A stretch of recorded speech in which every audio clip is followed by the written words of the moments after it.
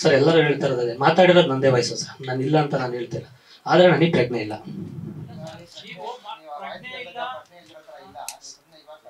ಅಲ್ಲ ಸರ್ ಕಟ್ಕತೆ ಅಂತ ನಾನು ಹೇಳ್ತೀನಿ. ಹಾಂ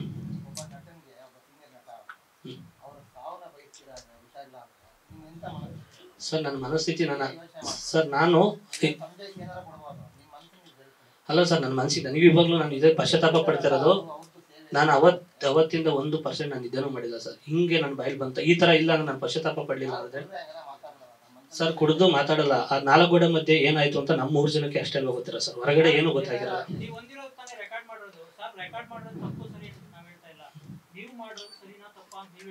ಅಲ್ಲ ಸರ್ ಈಗ ಅಷ್ಟೊತ್ತು ಒಂದು ಪಾಸಿಟಿವ್ ಮಾತಾಡಿದ್ರೆ ಅದನ್ನ ಬಿಟ್ಟು ಇಷ್ಟು ಮಾತ್ರ ರೆಕಾರ್ಡ್ ಮಾಡ್ತಾರೆ ಅಂದ್ರೆ ನನಗೆ ಅನ್ಸಿದ ಪ್ರಕಾರ ನಮ್ಮ ಹಳ್ಳಿ ಕಡೆ ಗೊತ್ತಿಲ್ಲ ಹೆಂಗೆ ಏನಂತ ಕತೆ ಗೊತ್ತಿಲ್ಲ.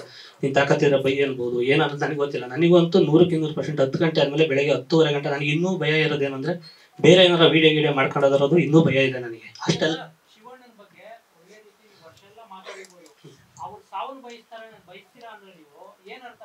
ಸರ್ ನಾನು ಯಾವತ್ತೂ ಯಾರಿಗೂ ಸಾವು ಬಯಸುವಂಥ ಅಧಿಕಾರ ಯಾರಿಗೂ ಇಲ್ಲ.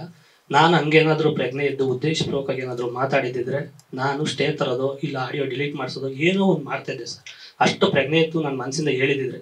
ಇದು ಮನಸ್ಸಿಂದ ಹೇಳಿದಿರೋದಕ್ಕೆ ನಾನು ಸುಮ್ಮನಾಗಿದ್ದು, ಬಿಡು ಅದೆಲ್ಲ ಇರಲ್ಲ, ನಾನು ಮಾತಾಡಿರೋಕ್ಕೆ ಚಾನ್ಸೇ ಇಲ್ಲ ಅಂತ ನಾನು ಆ ಒಂದು ಧೈರ್ಯದಲ್ಲೇ ನಾನು ಸಿನಿಮಾ ಆರಾಮಾಗಿ ಪ್ರಮೋಷನ್ ಮಾಡ್ಕೊಂಡಿದ್ದೆ. ಪ್ರಮೋಷನ್ಗೆ ಪ್ರತಿಯೊಂದು ಟೈಮಲ್ಲೂ ಫೋನ್ ಮಾಡಿ ಟಾರ್ಚರ್ ಕೊಟ್ಟವ್ರೆ, ಹಂಗಿದೆ ಹಿಂಗಿದೆ ಊರಲ್ಲಿ ತುಂಬ ಕನ್ಫ್ಯೂಸ್ ಮಾಡಿದ್ರು ಸರ್. ನಾನು ಆ ಥರ ಕುಡ್ಕೊನಲ್ಲ ಸರ್, ನಾನು ಕುಡಿದೂ ಇಲ್ಲ. 3 ವರ್ಷ ಫುಲ್ಲು ಡಯಟಲ್ಲಿ ಇದ್ದೀನಿ. ಯಾರನ್ನಾದರೂ ಕೇಳ್ಕೊಬನ್ನಿ ನಮ್ಮ ಫ್ರೆಂಡ್ ಸರ್ಕಲಲ್ಲಿ. ನಾನು ಸಿಕ್ಕಾಕೊಂಡಿದ್ದು ಹೆಂಗೆ ಅಂದರೆ ನನ್ನ ಸಿನಿಮಾ ಜೀವನ, ನನ್ನ ಉಸಿರುವಂಥ ಸಿನಿಮಾನ ಪ್ರೀತಿಸ್ತಾನೆ. ಅವ್ರಿಗೆ ಗೊತ್ತು ಸಿನಿಮಾ ವೀಕ್ನೆಸ್ ಅನ್ನೋದು ಗೊತ್ತು ಅವರಿಗೆ.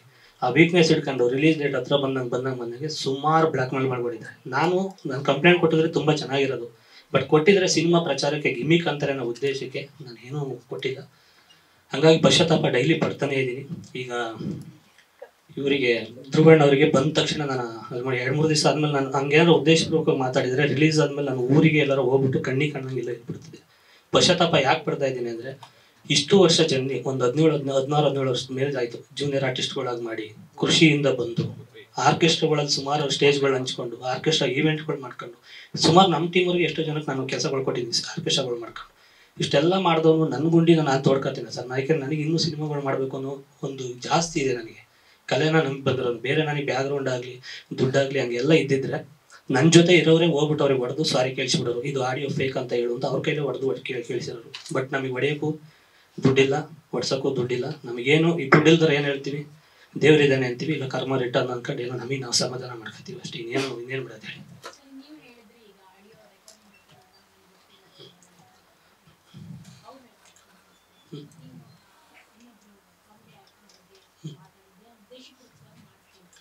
ಉದ್ದೇಶಪೂರ್ವಕವಾಗಿ ಯಾರು ಆ ಥರ ಮಾತಾಡಲ್ಲ ಮೇಡಮ್. ನಾನು ಹಿಂಗೇನಾರ ಚಾಕಿಟ್ಟು ಏನೋ ಒಂದು ಮಾತು ರೆಕಾರ್ಡ್ ಅವ್ರು ಏನೇ ಸ್ಕ್ರೀನ್ಶಾಟ್ ತೆಗೆದ್ರು ನನ್ನ ಮೊಬೈಲ್ ಲಾಕಿಲ್ಲ ಮೇಡಮ್. ಅವ್ರು ಏನು ಬೇಕಾದರೂ ಮಾಡ್ಕೋಬೋದು. ನನ್ನ ಮೊಬೈಲ್ ಇವಾಗ ರೀಸೆಂಟಾಗಿ ಒಂದು 2 ತಿಂಗಳಿಂದ ಲಾಕಿಟ್ಟಿರೋದು. ಪ್ರತಿಯೊಂದು ಪಕ್ಕಾ ಪ್ಲ್ಯಾನ್ ಮಾಡಿದ್ದಾರೆ. ಹಂಗೆಲ್ಲ ನಾನು ಪ್ಲ್ಯಾನ್ ಮಾಡೋದಾಗಿದ್ರೆ ಬೇಜಾನ್ ಸಿಕ್ಕಾಬಟ್ಟೆ ಅವ್ರು ಏನೇನು ಯಾರ್ಯಾರ ಬಗ್ಗೆನೋ ಮಾತಾಡಿದ್ದಾರೆ ಅದೆಲ್ಲ ಮಾಡ್ಬೋದಿತ್ತು. ಬಟ್ ಲಾಕೇ ಇಲ್ಲ ನನಗೆ. ಯಾಕೆಂದರೆ ನಾನು ಒಂದು ಶೋಗೆ ಹೋಗ್ಬೇಕಾದ್ರೆ ಜೊತೆಲಿ ಬಂದಾಗ ನಾನು ಒಂದು ಸ್ಟೇಜ್ ಹೋಗೋದಾಗ ಲೇಡೀಸ್ನ ಕರಲ್ಲೇ ಕೂರಿಸ್ಬೇಕು, ನಾನು ಮೊಬೈಲ್ ಅಲ್ಲೇ ಬಿಟ್ಟಿರ್ತೀನಿ. ಏನು ಬೇಕಾದ್ರೂ ಅದು ಐಡಿಯಾ ಕೊಟ್ಟೋದೆ ಅವರು, ನನಗೇನು ಗೊತ್ತಿಲ್ಲ. ಅವರೇ ಹೇಳಿದ್ದಾರೆ ಹಿಂಗೆಲ್ಲ ಮೆಸೇಜ್ ಮಾಡಿ ಸ್ಕ್ರೀನ್ಶಾಟ್ ತಗೊಂಡು ಕಳಿಸ್, ಇದೆಲ್ಲ ಮಾಡಿದ್ದಾರೆ. ಯಾವುದು ಮೇಡಮ್? ಆಡಿಯೋ ನಾನು ಬಿಟ್ಟಿರಲಿಲ್ಲ. ಅದು ನನ್ನ ಹೋಗಿ ಇಲ್ಲ ಕೇಳಿ ನೋಡಿ. ಅವರು ಪ್ರತಿಯೊಂದು ಆಡಿಯೋ ಬಿಟ್ಟಿದ್ದಾರೆ. ಓಕೆನಾ? ನಾನು ಯಾರ್ದು ಮೇಡಮ್? ಅಪ್ಪಣ್ಣವ್ರದ್ದು ಮಾತಾಡಿರೋದು 1 ವರ್ಷ. ಆ್ಯಕ್ಚುಲಿ ಅವ್ರದ್ದು ಹೇಳಿದ್ರೆ ತಪ್ಪಾಗುತ್ತೆ. ಇವರು ಇಬ್ಬರು ಮಧ್ಯನೂ ತಂದಿಟ್ಟಿದ್ದಾರೆ. ನಿನಗೆ ಸೇಫ್ಟಿ ಬೇಕಾಗುತ್ತೆ ಅಂತ ನನಗೂ ಕೊಟ್ಟಿದ್ದಾರೆ. ಅವ್ರ ವೀಡಿಯೋನ ಅಪ್ಪಣ್ಣವ್ರಿಗೂ ಕಳಿಸಿದ್ದಾರೆ. ನನಗೆ ನನ್ನ ವೀಡಿಯೋ ಮಾಡ್ಬಿಟ್ಟು ಅಪ್ಪಣ್ಣ ಮನು ಉಲ್ಟಾ ಹೊಡಿಬೋದು, ಇದನ್ನು ನೀನು ಇಡ್ತೀವಿ ಅಂತ ಅವರಿಗೂ ಸೇಫ್ಟಿಯಾಗಿ ಇಟ್ಟಿದ್ದಾರೆ. ನಾನು ನೋಡಿದ್ದೀನಿ ಮೊಬೈಲಲ್ಲಿ ತೆಗೆದು. ಇನ್ನೊಬ್ಬರು ಕಾಮಿಡಿ ಕಿಲಿಡರು ಒಂದು ಮೆಸೇಜ್ ಮಾಡಿದ್ದಾರೆ. ಅದು 1-1.5 ತಿಂಗಳಲ್ಲಿ ಒಳಗಡೆ ಹೋಗಿದ್ದಾಗ ಮನೆಗೆ ಒಳ್ಳೆ ಟೈಮು, ಬೇಗ ಹೆಣ್ಮಕ್ಳಿದ್ದಾಗ ಬಂದವನು ಅಂದ್ಬಿಟ್ಟು ಬೇಗ ಲಾಕ್ ಮಾಡಿಬಿಟ್ಟು ಪೊಲೀಸರಿಗೆ ಕಂಪ್ಲೇಂಟ್ ಕೊಡು ಅಂತ ಒಬ್ಳು ಮಾಡಿದ್ದಾಳೆ. ಈ ಥರದ್ದೆಲ್ಲ ಒಂದಿಷ್ಟು ನಡೆದಿದೆ ಹಿಂಗಡೆ ಕೂತಂತ. ಗೊತ್ತಿಲ್ಲ ಸರ್, ಏನೋ ಈಗ ನೋಡಿ. ಇಲ್ಲ ಸರ್, ನಾನು ಸರ್ ಸೂಪರ್ ಸ್ಟಾರ್ ಅಲ್ಲ, ಏನೂ ಅಲ್ಲ, ಕಾಮನ್ ಮ್ಯಾನ್. ಗೊತ್ತಿಲ್ಲ ಸರ್, ಕಾಮನ್ ಮ್ಯಾನ್. ಈಗ ಫಸ್ಟ್ನೇ ಸಿನಿಮಾ. ನಾವು ಕೂಡ ಅಂಬೆಗಾಲ ಇಟ್ಕೊಂಡು ಹೋಗ್ಬೇಕು, ದೊಡ್ಡವರ ಆಶೀರ್ವಾದ ತಗೊಂಡು ಬಂದ್ರೆ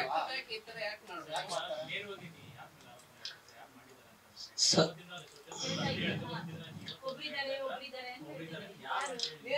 ಇಲ್ಲ ಸರ್, ಅದು ಈಗ ಏನಂತಂದ್ರೆ ಕಂಡೀಷನ್ ಬೇಲ್ ಮೇಲೆ ಬಂದಿರೋದ್ರಿಂದ ನಾನು ಯಾರ ಬಗ್ಗೆನೂ ಮಾತಾಡೋಂಗಿಲ್ಲ. ಇದು ಅದಕ್ಕೆ ನಾನು ಏನು ಸಂತ್ರಸ್ತೆ ಅವರ ಹೆಸರು ನಾನು ಹೇಳ್ತಾ ಇಲ್ಲ. ನಾನು ಹೇಳ್ತಾ ಇರೋದು ಒಂದು ಆಡಿಯೋಕ್ಕೆ ಯಾಕೆ ಅಂದರೆ ನನ್ನ ಕೆರಿಯರ್ಗೆ ಡ್ಯಾಮೇಜ್ ಆಗಿರೋದು ಅದೊಂದೇ. ಮಿಕ್ಕಿದ್ದು ಏನಿದೆ ಅದು ಕಾನೂನು ಏನಿದೆ ಅದು ನೋಡ್ಕೊಳ್ತಾ ಇದೆ. ಇದಕ್ಕೆ ಬ್ಯಾಕ್ಗ್ರೌಂಡ್ ಇರೋದು ಯಾರು ಏನು ಕತೆ ಅನ್ನೋದು ನನಗೆ ಇನ್ನೊಂದು ವಾರ 15 ದಿವಸದಲ್ಲಿ ನನಗೆ ಒಂಚೂರು ಬೇಲ್ ಏನೋ ಇದಾಗಿರೋದ್ರಿಂದ, ಕಂಡೀಷನ್ ಬೇಲ್ ಇರೋದ್ರಿಂದ ನಾವು ಕೋರ್ಟಲ್ಲಿ ಇದು ಮಾಡ್ಕೊಂಡೆ ಮಾತಾಡ್ಬೇಕು ಮೇಡಮ್. ಅದಕ್ಕೋಸ್ಕರ ನ್ಯೂಸ್ ಫಸ್ಟ್ ನಿರ್ಭೀತಿಯಿಂದ ನಿಮ್ಮ ಪರವಾಗಿ.